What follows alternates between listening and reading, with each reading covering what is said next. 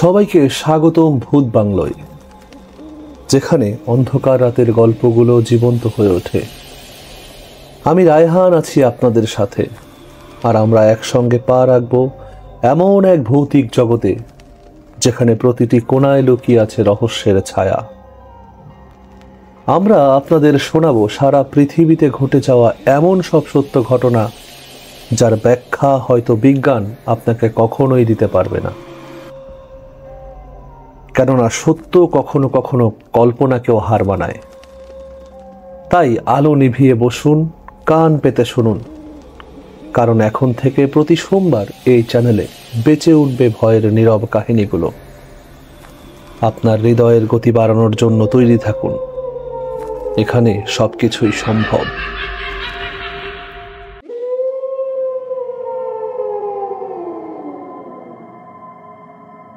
আমি এখন যেই ঘটনাটি পড়ব সেই ঘটনাটি পাঠিয়েছেন আমাদের একজন বন্ধু আরিফ।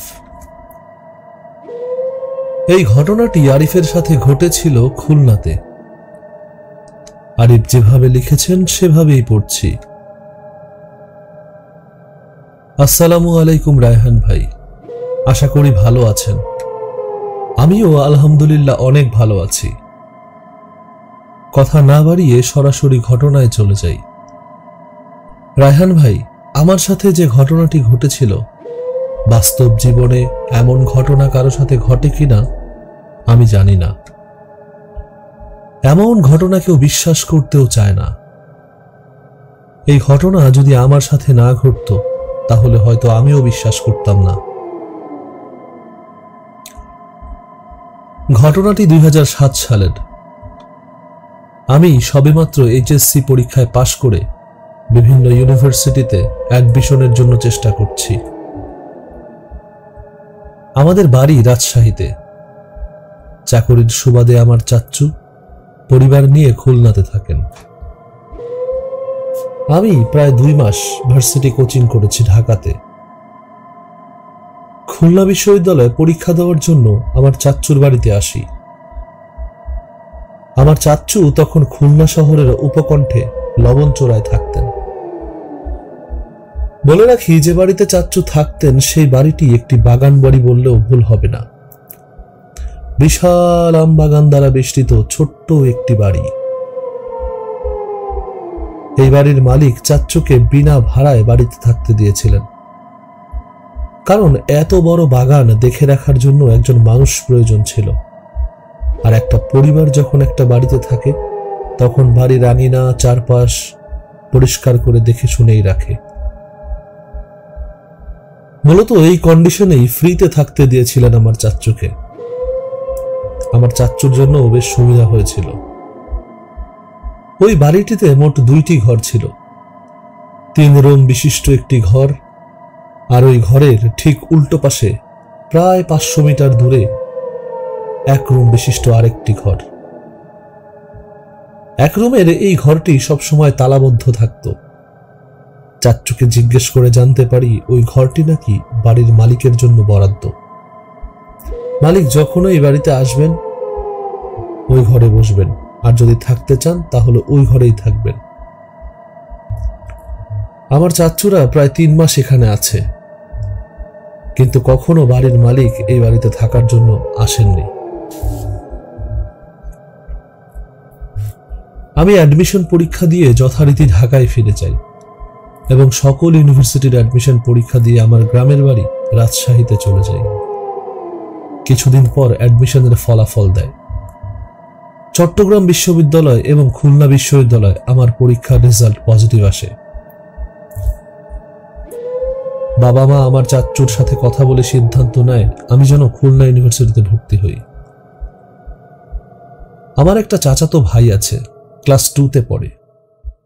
চাচা কাজের জন্য সারাদিন বাইরে থাকে।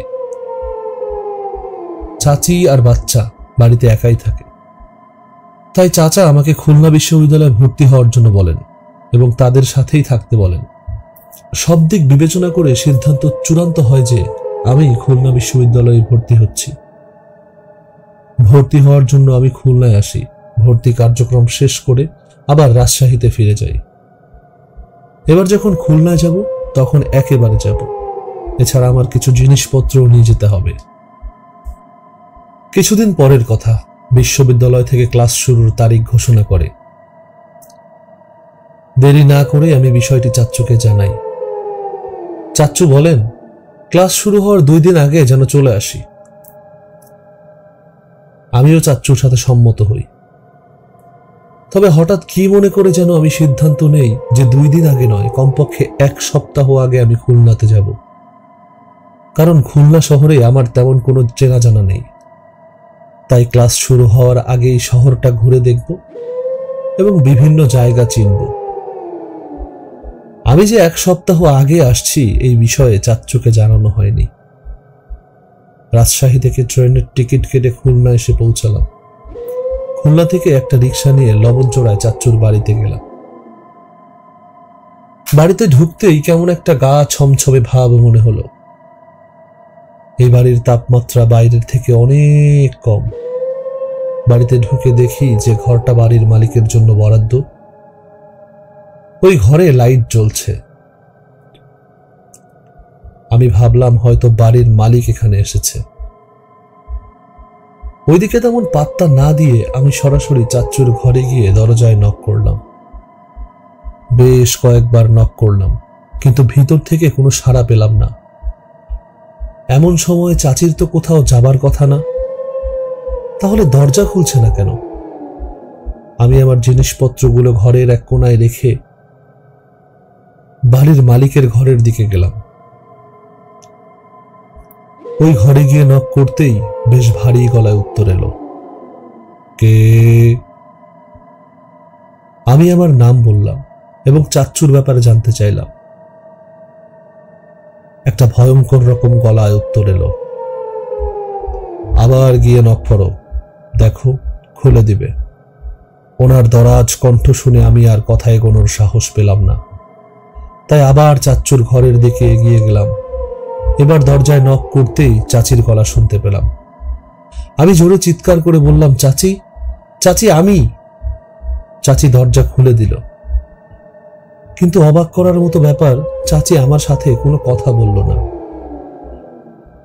আমার কাছে বিষয়টা একটু খারাপ লাগলো, তবে ব্যাপারটাকে পাত্তা না দিয়ে আমার জিনিসপত্র নিয়ে ভিতরে ঢুকলাম এবং চাচিকে জিজ্ঞেস করলাম, চাচি এগুলো কোথায় রাখবো? চাচি আমাকে বলল, তুমি আগে যখন এসেছিলে যে রুমে থাকতে ওই রুমেই থাকবে, তাই তোমার সব মালপত্র নিয়ে ওই রুমে চলে যাও। এতটুকু বলে চাচি ঘরে চলে গেলেন। আমি আমার জিনিসপত্র ভিতরে রেখে গোসল করে ফ্রেশ হয়ে চাচিকে ডাক দিলাম। চাচি রুমের ভেতর থেকেই বলল, টেবিলে তোমার খাবার দেওয়া আছে, খেয়ে নাও। আমি টেবিলে এসে দেখলাম প্রায় 5 থেকে 7 প্রকারের তরকারি, গরুর মাংস, মুরগির মাংস, রোস্ট, পোলাও, ভাজা মাছ, সবজি ইত্যাদি। এত খাবার দেখে আমি বেশ অবাক হই। আজকে বাড়িতে কি কোনো অনুষ্ঠান ছিল? না, তেমন কিছু তো দেখছি না। তাহলে হয়তোবা আমি বাসায় আসার আগে কোনো মেহমান এসেছিল। বিষয়টা ঠিক বুঝে উঠতে পারলাম না। কথা না বাড়িয়ে পেট ভরে খেয়ে নিলাম। খাওয়া শেষে চাচিকে গিয়ে বললাম, চাচি আমার খাওয়া শেষ। চাচি বলল, সমস্যা নাই, তুমি ঘরে গিয়ে শুয়ে পড়ো। আজকে তোমার চাচা বাসায় আসবে না, সকালে তোমার সাথে কথা হবে। এতক্ষণে আমি বুঝতে পারলাম চাচা বাসায় নাই, আসবে না। এজন্যই হয়তো চাচি একটু আনইজি ফিল করছে। তাছাড়া আমি তো তাদের না জানিয়ে এসেছি। তাই আমি কথা না বাড়িয়ে আমার রুমে গিয়ে শুয়ে পড়লাম। শুয়ে পড়ার কিছুক্ষণ পরে আমার কানে একটা সুর ভেসে আসলো। আমার মনে হচ্ছিল যে আশেপাশে কোথাও জলসা হচ্ছে। সেখান থেকেই হয়তো গানের সুর আমার কানে ভেসে আসছে।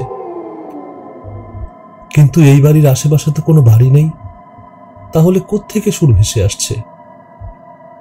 আমি রুম থেকে বের হলাম। আস্তে আস্তে ড্রয়িং রুমের দরজা খুলে বারান্দায় এসে দাঁড়ালাম।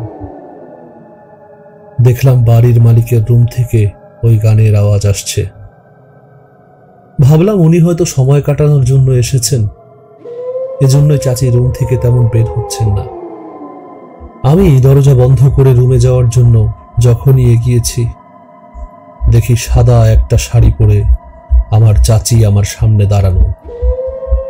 চাচির ওই মুখ দেখে আমি ভীষণ ভয় পেয়ে যাই, কারণ চাচির মুখ কেমন যেন ফ্যাকাশে, মনে হচ্ছে চাচির গায়ে কোনো রক্ত নেই। চাচিকে দেখে আমি আঁতকে উঠি। চাচি আমাকে প্রায় ধমকের সুরেই বলে, এত রাতে এখানে কি করছো? আরো বলল, রাতে কখনো উঠবে না, বাথরুমে যাওয়ার প্রয়োজন হলে তোমার বাথরুম তো তোমার রুমের সাথেই আছে, তাহলে বাইরে আসার কি প্রয়োজন? চাচির এমন ব্যবহার আমার কাছে অত্যন্ত কষ্টের মনে হয়। চাচির কাছে ক্ষমা চেয়ে আমি রুমের দিকে আগাই। চাচি আমাকে পেছন থেকে ডাক দিয়ে বলে, আগামীকাল ভোরবেলায় আমি একটা কাজের জন্য বের হব, আস্তে আস্তে হয়তো সন্ধ্যা হবে। তোমার খাবার দাবার সব রেডি করে রেখে যাব, সময় মতো খেয়ে নিও। আর ওই ঘরে যেও না, উনি বিরক্ত করা পছন্দ করেন না। চাচির কথা শুনে আমি আর কোনো কথা বলার সাহস পাই না, তবে শুধু জিজ্ঞেস করেছিলাম, চাচি, সাব্বিরকে দেখতে পাচ্ছি না? অর্থাৎ আমার সেই ক্লাস 2তে পড়া আমার চাচাতো ভাই সাব্বির।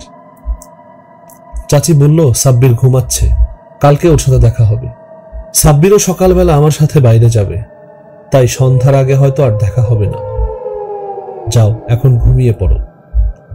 আর হ্যাঁ শোনো, আমরা না আসা পর্যন্ত বাড়ি থেকে একেবারে বের হবে না। সকালে আমি যখন ঘুম থেকে উঠি, আমার ক্যাসিও ঘড়িতে তাকিয়ে দেখি বেলা প্রায় 11টা। রাতের কথা তেমন আর কিছু মনে নেই। আমি ফ্রেশ হয়ে নাস্তা করে চাচির রুমের দিকে গিয়ে দেখি রুমে তালা দেওয়া। তাই আর কোনো দিকে ভ্রুক্ষেপ না করে খুলনা শহরে ঘুরে বেড়ানোর উদ্দেশ্যে বাসা থেকে বেরিয়ে যাই। কিন্তু গতকাল যে চাচি আমাকে বের হতে না করেছিল, এ কথা আমার একেবারেই মনে নেই। বাইরে যাওয়ার সময় বাড়ির মালিকের ঘর দেখলাম তালা মারা। আমি যখন আগে এই বাড়িতে এসেছিলাম তখন যে তালাটা মারা থাকতো, সেই তালা। খুলনা শহর ঘুরে আমি যখন বাড়িতে ফিরে আসি, তখন বিকেল গড়িয়ে প্রায় সন্ধ্যা হব হব করছে। ঘরে ফিরে ফ্রেশ হয়ে খাওয়া দাওয়া করে একটু বিশ্রাম নেওয়ার জন্য যখনই বিছানায় শুয়েছি, কখন যে ঘুমিয়ে যাই বুঝতেই পারিনি। আমার ঘুম ভাঙে চাচির ডাকে। চাচি খুব রাগ করে আমাকে ডাকছে। ঘুম থেকে উঠে ড্রয়িং রুমে গিয়ে চাচির সামনে দাঁড়াই। দেখি গত রাতের মতো সেই সাদা কাপড় পরে চাচি দাঁড়িয়ে আছে। আমাকে প্রায় ধমকের সুরে বলল, তোমাকে না বাড়ি থেকে বের হতে মানা করেছিলাম, তুমি বের হয়েছিলে কেন? কিন্তু আমি যে বাসা থেকে বের হয়েছি এ কথা তো চাচির জানার কথা না, কারণ চাচি যাবার পর আমি বাসা থেকে বের হয়েছি এবং চাচি ফিরে আসার আগে বাসায় ফিরেছি। তাহলে চাচি কি করে জানলো আমি বাসা থেকে বের হয়েছিলাম? চাচির ওই অগ্নিমূর্তি দেখে চাচিকে আর কোনো কথা জিজ্ঞেস করার সাহস হলো না। এবার আমি চাচিকে জিজ্ঞেস করলাম, চাচি, সাব্বির কোথায়? চাচি বলল, রুমে আছে, তুমি এখানে বসো, আমি ওকে পাঠিয়ে দিচ্ছি। চাচি রুমে যাওয়ার প্রায় 5 মিনিট পরে সাব্বির আসলো। এবার এই প্রথম সাব্বিরের সাথে আমার দেখা হচ্ছে, কিন্তু আগের বারের মতো সাব্বিরের মধ্যে কোনো এক্সাইটমেন্ট লক্ষ্য করলাম না। এক প্রকার প্রায় জোর করে সাব্বিরকে আমি কাছে টেনে নিলাম এবং জড়িয়ে ধরলাম, কিন্তু সাব্বিরের গা যেন বরফের মতো ঠান্ডা। সাব্বিরের চেহারাও চাচির মতো একদম ফ্যাকাশে, মনে হচ্ছে গায়ে কোনো রক্ত নেই। সাব্বির আমার সাথে তেমন কথা বলল না, আর সাব্বিরের ব্যবহারে মনে হলো সাব্বির আমার সঙ্গ তেমন পছন্দ করছে না। আর মনে হলো আমি যেন সাব্বিরকে বিরক্ত করছি, তাই বিরক্ত করতে চাইলাম না। সাব্বিরকে বললাম, ঠিক আছে, তুমি রুমে চলে যাও। ভাবলাম বাচ্চা মানুষ, হয়তো ঘুম পাচ্ছে তাই এমন করছে। সাব্বিরকে পাঠিয়ে দিয়ে আমি রুমে গিয়ে একটা ম্যাগাজিন পড়তে লাগলাম আর ভাবতে লাগলাম, সবার ব্যবহার এমন অপরিচিত মনে হচ্ছে কেন? কারণ চাচি আমাকে প্রায় নিজের ছেলের মতোই ভালোবাসতো এবং সাব্বির আমাকে খুব পছন্দ করত। তাহলে কেউই আমার সাথে তেমন সহজভাবে ব্যবহার করছে না কেন? নিজের কাছে অনেক খারাপ লাগতে লাগলো। আর বারবার মনে হচ্ছিল এই বাড়িতে না উঠলে হয়তো ভালো হতো। তাই মনে মনে আমি সিদ্ধান্ত নিলাম আগামীকাল ইউনিভার্সিটির হলে থাকার বিষয়ে খোঁজ খবর নিব, অথবা ভার্সিটির আশেপাশে কোনো ম্যাচে থাকব। হঠাৎ দরজায় টোকা পড়ল। চাচি আমাকে ডাকছে। বাইরে গিয়ে দেখলাম টেবিলে খাবার দেওয়া হয়েছে। চাচি আমাকে খেয়ে নিতে বলল। চাচিকে জিজ্ঞেস করলাম, চাচা আসবে না? চাচি বলল, আসবে হয়তো কিছুক্ষণ পরে। এবার আমি বললাম, তাহলে চাচা আসলে একবারে খাবো। চাচিকে কথা বলার সুযোগ না দিয়ে আমি রুমে চলে গেলাম। আবারও সেই ম্যাগাজিন পড়তে থাকলাম। পড়তে পড়তে কখন যেন ঝিমুনি ধরে গিয়েছিল। দরজায় টোকা দেবার শব্দেই এক প্রকার লাফিয়ে উঠলাম। আমার পরিচিত কণ্ঠস্বর আমাকে ডাকছে। হ্যাঁ, চাচা এসেছে। চাচা আমাকে ডাকছে, আরিফ, আরিফ ঘুমিয়ে পড়েছিস? প্রায় 2 দিন পর চাচ্চুর কণ্ঠ শুনে মনে অনেক শান্তি ফিরে পেলাম। চাচ্চু আবার ডাকলো, আরিফ দরজা খোল। এবার আমি চাচ্চুর ডাকে সাড়া দিয়ে বললাম, চাচ্চু আসছি। দরজা খুলে দিয়ে দেখি চাচ্চু সাদা পাঞ্জাবি সাদা পাজামা পরে ড্রয়িং রুমে বসে আছে। আমাকে দেখেই জিজ্ঞেস করলো, কিরে কেমন আছিস? তোর চাচির কাছে শুনলাম গতকাল রাতে এসেছিস। আমি একটু ব্যস্ত ছিলাম রে, অফিসের কাজে একটু বাইরে গিয়েছিলাম, তাই কালকে আসতে পারিনি। তোর আসার কথা ছিল আরো কয়েকদিন পরে, এত আগে চলে এলি যে? আর আসবি যখন আমাকে জানিয়ে আসবি না? আয়, এসে যখন পড়েছিস ভালো হয়েছে, আমার কাছে আয়। আমি চাচ্চুর কাছে এগিয়ে যেতেই চাচ্চু আমাকে জড়িয়ে ধরে। কিন্তু এবার আমি বেশ ভয় পেয়ে যাই। চাচ্চুর শরীরও যেন বরফের মতো ঠান্ডা। চাচ্চু আমাকে বলল, তুই নাকি রাতে খাসনি, যা খেয়ে নে। শুনলাম আমার সাথে খাওয়ার জন্য না খেয়ে আছিস। আমি আজকে বাইরে থেকে খেয়ে এসেছি। যা বাবা, একটু কষ্ট করে খেয়ে নে, খেয়ে শুয়ে পড়, কাল কথা হবে। আমি আর কথা না বাড়িয়ে খেতে বসলাম। ঠিক এই সময় চাচি এবং সাব্বির ঘর থেকে বেরিয়ে আসলো আর চাচুর পাশে গিয়ে দাঁড়ালো। এবার আমি তাদের 3 জনকে একসাথে দেখে বেশ অবাক হই, কারণ চাচু এবং সাব্বির দুজনেই সাদা পাঞ্জাবি আর পাজামা, আর চাচি এবার পরেছে সাদা সালোয়ার কামিজ। তাদেরকে দেখতেই কেমন যেন অদ্ভুত লাগছে। সচরাচর কখনোই তাদেরকে আমি এমন ভাবে দেখিনি। 3 জনই আমার দিকে তাকিয়ে মুচকি মুচকি হাসতে লাগলো। এই অবস্থা দেখে আমার আর খেতে ইচ্ছে হলো না। আমি কোনো রকমে খাওয়া শেষ করে রুমে চলে গেলাম। চাচু এবং চাচির এমন কর্মকাণ্ড নিয়ে ভাবতে ভাবতে কখন যেন ঘুমিয়ে গেলাম। কিন্তু হঠাৎ আমার ঘুম ভেঙে যায়। ঘড়ির দিকে তাকিয়ে দেখি রাত প্রায় 2:30। আমার রুমের মধ্যে মৃদু একটা আলো জ্বলছে, আর সেই আলোয় আমি দেখলাম একটা বিশাল আকৃতির অবয়ব আমার রুমের মধ্যে দাঁড়ানো।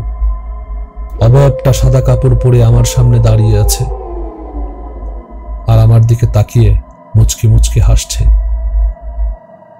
ঠিক যেন রাতে যখন খেতে বসেছিলাম চাচা, চাচি, সাব্বির যেভাবে হেসেছিল ওইভাবেই। তার চেহারা তেমন ভালো বোঝা যাচ্ছে না। যে মৃদু আলোটা আমার ঘরের মধ্যে ছিল, সেই আলোটা আসছিল মূলত অবয়বের গা থেকে। এবার অবয়বটা বলে উঠল, বাবা তুই কাজটা ঠিক করিসনি।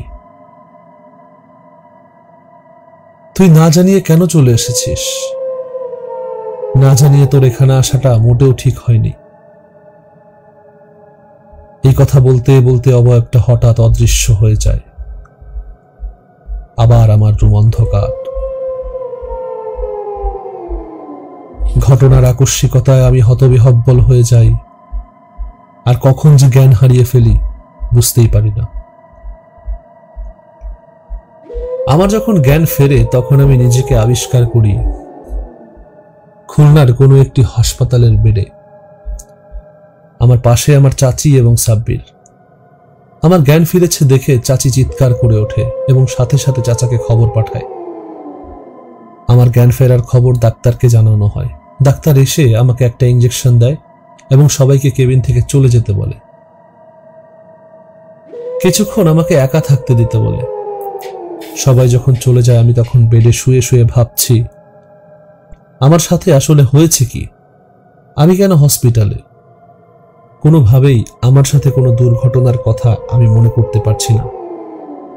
কিছুক্ষণ পর দেখলাম একজন নার্সকে সাথে নিয়ে আমার চাচা আসছে, সাথে সাব্বির এবং চাচিও আসলো।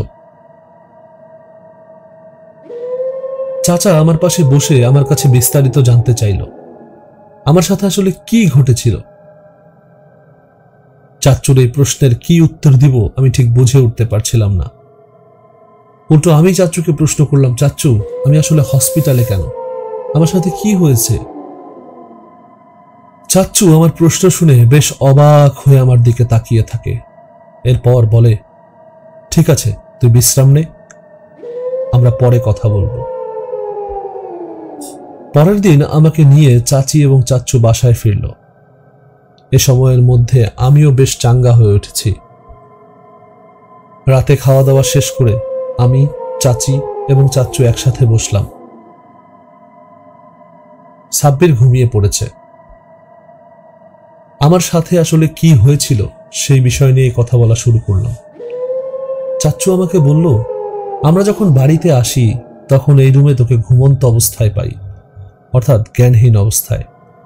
অনেক ডাকাডাকির পরেও যখন তোর জ্ঞান ফেরেনি তখন তোকে আমরা হসপিটালে নিয়ে যাই এবং সেখানে প্রায় 2 দিন তুই জ্ঞানহীন অবস্থায় ছিলি।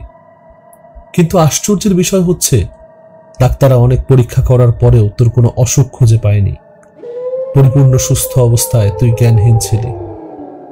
2 দিনের মধ্যেও তোর যখন জ্ঞান ফিরছিল না আমরা তখন তোকে ঢাকায় নিয়ে যাব বলে সিদ্ধান্ত নেই। আর গতকাল তোর যখন জ্ঞান ফিরল সেদিন রাতেই আমাদের ঢাকায় যাবার কথা। আচ্ছা, আমাদের বাড়িতে যে তুই ঢুকলি তোর কাছে তো চাবি থাকার কথা না, তাহলে ঢুকলি কিভাবে? তাছাড়া আমরা বাড়িতে এসে ঘর বাইরে থেকে তালাবদ্ধ অবস্থাতেই পেয়েছি, কিন্তু তুই ঘরের ভেতর ঢুকে কিভাবে বাইরে থেকে তালা দিয়েছিস?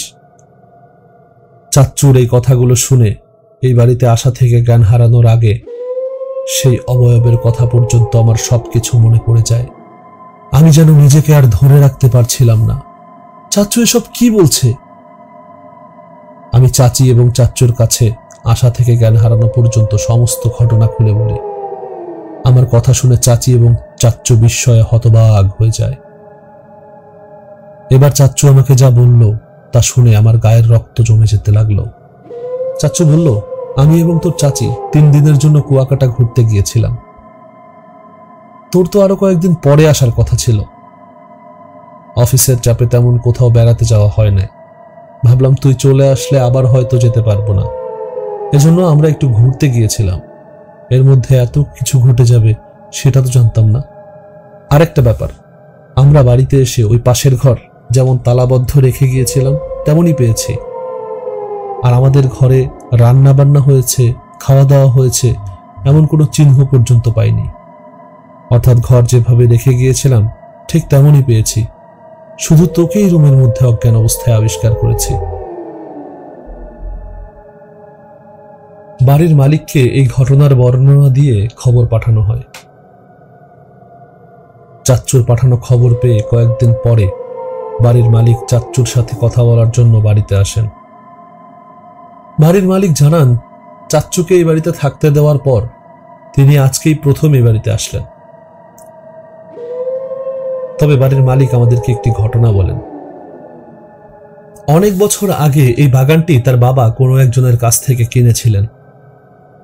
তখন থেকেই তার বাবা বাগানে অস্বাভাবিক কিছু ঘটনা ঘটতে দেখেছিলেন। চাচ্চু যে ঘরটাতে থাকতেন সেই ঘরটা নতুন করে উঠানো, আর তার উল্টো পাশে বাড়ির মালিকের জন্য বরাদ্দ বলে জানতাম যেই ঘরটি, সেই ঘরটি অনেক আগে থেকে এখানে আছে। আর এই ঘরটিতে নাকি বসবাস করে কোনো এক জিন পরিবার। এই বাগানটিকে ঘিরে এলাকায় অনেক ধরনের কথা প্রচলিত আছে। বর্তমান বাড়ির মালিক তার বাবার কাছ থেকে শুনেছেন এই জিনের উপদ্রব দূর করার জন্য তার বাবা বেঁচে থাকাকালীন অনেক হুজুর এবং ফকিরের কাছে গিয়েছিলেন, কিন্তু কোনো অবস্থাতেই এই জিনদেরকে এখান থেকে তাড়ানো যায়নি। পরবর্তীতে এলাকার লোকজনের কাছ থেকে এক বিখ্যাত কবিরাজের কথা শুনে তাকে নিয়ে আসেন এবং এই বাড়ির জিন সমস্যার সমাধান করতে বলেন। কবিরাজ ওই ঘরে গিয়ে তার কাজ শুরু করেন। কিছুক্ষণ পরেই ওই ঘর থেকে চিৎকারের আওয়াজ শোনা যায়, আর চিৎকারটা ছিল কবিরাজের। কবিরাজের চিৎকার শুনে বাইরে থাকা সবাই ভয়ে জড়সড় হয়ে যায়। কেউই ঘরে যাওয়ার সাহস পায় না। একটু পরে দেখা যায় ওই ঘর থেকে উড়ে বাইরে এসে পড়ে কবিরাজের দেহ। কবিরাজের চোখ থেকে গল গল করে রক্ত ঝরছে। ভেতর থেকে বাইরে ছুঁড়ে ফেলার কারণে কবিরাজের একটা পা ভেঙে যায়। কবিরাজ চিৎকার করে বলতে থাকে, আমাকে বাঁচান, আমাকে বাঁচান, ওরা আমাকে মেরে ফেলবে, আমাকে বাঁচান। সবাই কবিরাজকে ধরাধরি করে নিয়ে হাসপাতালে ভর্তি করে। কবিরাজ কিছুটা সুস্থ হলে কবিরাজের কাছে জানতে পারে এই জিনগুলো মূলত ভালো প্রকৃতির, তারা মানুষের তেমন কোনো ক্ষতি করে না, মানুষের আশপাশ থেকে বেশিরভাগ সময় দূরে থাকে, আর এই জায়গাটাতে তারা অনেক বছর ধরে থাকে। এখানে তখন কোনো বাগান ছিল না, বাগানটা পরবর্তীতে করা হয়, কিন্তু লোকালয় বা বসতি না হওয়ায় জিন পরিবারটি এখনো রয়ে গিয়েছে, কারণ এই বাগানের চারপাশে তেমন কোনো মানুষজন নাই। আর এই কবিরাজ এই জিনদেরকে বন্দি করতে চেয়েছিল। জিনরা তাকে অনেক বুঝিয়েছে, কিন্তু কবিরাজ কোনোভাবেই তাদের কথা না শুনে নিজের ক্ষমতা দেখাতে গিয়েছিল, তাই ওনার এমন পরিণতি। পরবর্তীতে কবিরাজ একজন কামেল হুজুরের ঠিকানা দেয়। তার দেওয়া ঠিকানা মতো গিয়ে হুজুরের কাছে সমস্ত ঘটনা খুলে বলে। হুজুরের বয়স প্রায় 70-এর কোঠায়। হুজুর পরিষ্কার জানিয়ে দেয় সেই সকল কাজ ছেড়ে দিয়েছেন, কিন্তু গ্রামের সবার অনুরোধে হুজুর রাজি হন এবং সে বাগান বাড়িতে এসে হাজির হন। এশার নামাজের পরে হুজুর রুকিয়া করতে শুরু করেন। প্রায় 2 ঘন্টা পর হুজুর বের হয়ে আসেন। হুজুর এসে বলেন, এরা খুবই ভালো প্রকৃতির জিন, তারা এখানে একটা পরিবার নিয়ে থাকেন, মানুষের কোনো ক্ষতি তারা করবে না কখনোই। তবে যতদিন পর্যন্ত এখানে লোকালয় গড়ে না উঠছে, মানুষের বসতি না হচ্ছে, ততদিন তারা এখান থেকে যাবে না। আর এটাই তাদের শেষ কথা। তাদেরকে নিয়ে ভয় পাবার কিছুই নেই। এছাড়া আরিফের সাথে তারা কেমন ব্যবহার করেছে সেটা তো সবারই জানা। আরিফ যাতে ভয় না পায় তার যথাযথ চেষ্টা করেছে, এবং তার মেহমানদারিতেও কোনো ত্রুটি তারা রাখেনি। এই বাগান বাড়িতে যদি কেউ থাকতে চায়, এই ঘরটি বাদে অন্য যে কোনো জায়গায় ঘর উঠিয়ে থাকতে পারবে। তবে যখন এখানে ঘনবসতি হয়ে যাবে, মানুষের আনাগোনা বেড়ে যাবে, তখন তারা নিজে থেকেই চলে যাবে বলে জানিয়েছেন। এরপর থেকে মূলত বর্তমান মালিকের বাবা নতুন ঘরটি তুলে রাখেন এবং জিনদের জন্য ওই ঘরটি বরাদ্দ থাকে। সমস্ত ঘটনা বাড়ির মালিকের কাছ থেকে শোনার পর চাচ্চু এই বাড়ি ছেড়ে দেওয়ার সিদ্ধান্ত নেয়। কিছু টাকা খরচ হলেও খুলনা শহরে যেয়ে থাকার সিদ্ধান্ত চূড়ান্ত হয়। বাড়ির মালিকের উপস্থিতিতেই পরের দিন খুলনা শহরে বাড়ি ঠিক করে চলে যায়। রায়হান ভাই ওই বাড়ি থেকে আসার পর আর কোনোদিন ওদিকে যাওয়া হয়নি। জানি না আপনাদের কাছে ঘটনাটি কেমন লেগেছে। যদি ভালো লেগে থাকে তাহলে পড়ে শোনাবেন, যদি ভালো লেগে থাকে তাহলে পড়ে শোনাবেন। জীবনে এমন অভিজ্ঞতার কথা হয়তো মানুষ স্বপ্নেও ভাবতে পারবে না, কিন্তু আমার সাথে ঘটেছে।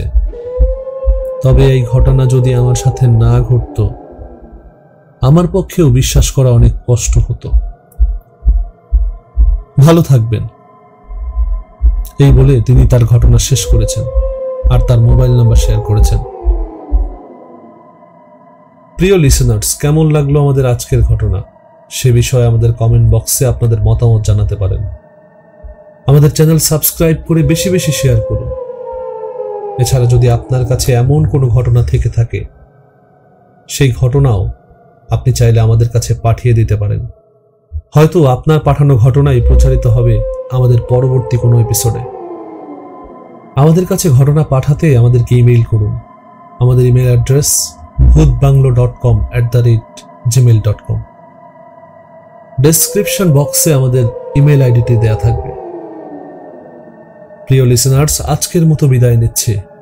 ফিরে আসবো আগামী সপ্তাহে নতুন কোনো ঘটনা নিয়ে। ততক্ষণ পর্যন্ত সবাই ভালো থাকবেন।